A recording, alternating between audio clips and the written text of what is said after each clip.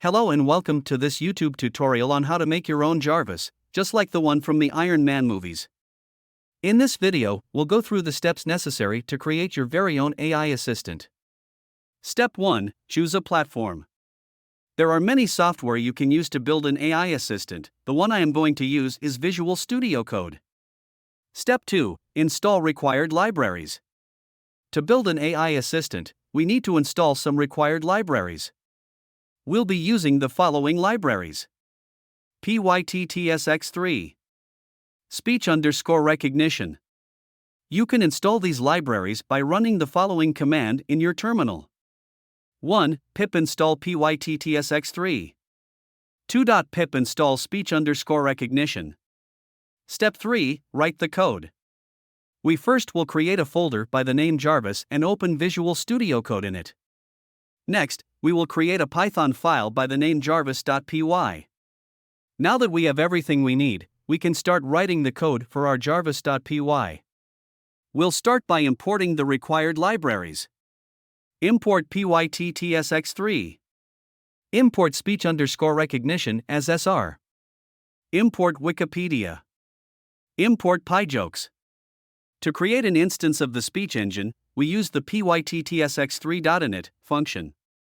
This initializes a new instance of the speech engine. We can then use this instance to set various properties and interact with the speech engine. Once we have created an instance of the speech engine, we can set some properties for it. The properties allow us to customize the speech engine's behavior and output to suit our needs and preferences. For example, we can set the speech rate, which controls how fast or slow the speech engine speaks. We can set the volume, which controls how loud or soft the speech output is. We can also set the voice type, which determines the voice used for the speech output. The PyTTSX3 library comes with several predefined voice types to choose from. We can set the voice type using the engine.set property voice_ID function. We can pass the ID of the desired voice as a parameter to this function to set the voice type. Inside the try block of our Jarvis program, we will typically use speech recognition technology to convert the user's voice input into text. We can use a Python library like speech recognition to perform this task. Once we have the text of the user's command, we can parse it and execute the appropriate action. For example, if the user asks Jarvis to search for information on ChatGPT, we can use web scraping libraries like Beautiful Soup and Requests to perform the search. We can then return the relevant information to the user as speech output. Similarly, if the user asks Jarvis to open a specific application, we can use the OS library to execute the appropriate command. We can use conditional statements to check if the user wants to open a web browser, a text editor, a music player, or any other application that we have programmed into the system. In our Jarvis program, we use a except block to handle any errors that may occur during speech recognition. If there is an error in recognizing the user's voice input, the except block will handle the error and rerun the program. Now we will define a speakData function using the PyTTSX3 library that takes a string as input and converts it to speech. We use an instance of the engine class to convert text to speech and set various properties such as speech rate, volume, and voice type to suit our preferences. We then pass this response string to the speak function, which uses the PyTTSX3 library to convert the text to speech.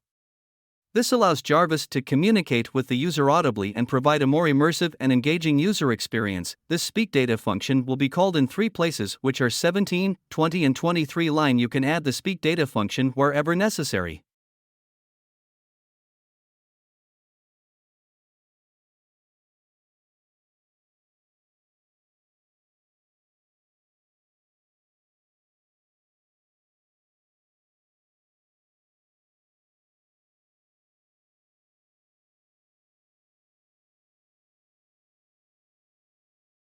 In the next video, we will complete the chat function and add more functionality to our Jarvis program. Some of the additional features that we might consider adding include: 1. Searching the web for information on a particular topic. 2. Playing music or videos. 3. Recording voice. 4. Sending emails or text messages. 5. Controlling smart home devices. And many more. By adding these features, we can make our JARVIS program even more useful and versatile. Additionally, as we continue to build and develop our JARVIS program. Thank you for watching this video on how to make your own JARVIS using Python. We hope that you feel inspired to try building your own voice-controlled assistant. In the next video, we will continue building our JARVIS program and add more features to make it even more powerful and useful. So stay tuned for that. If you have any questions or feedback, please feel free to leave a comment below. And if you enjoyed this video, don't forget to like, share, and subscribe to our channel for more tutorials and guides on Python and other programming topics.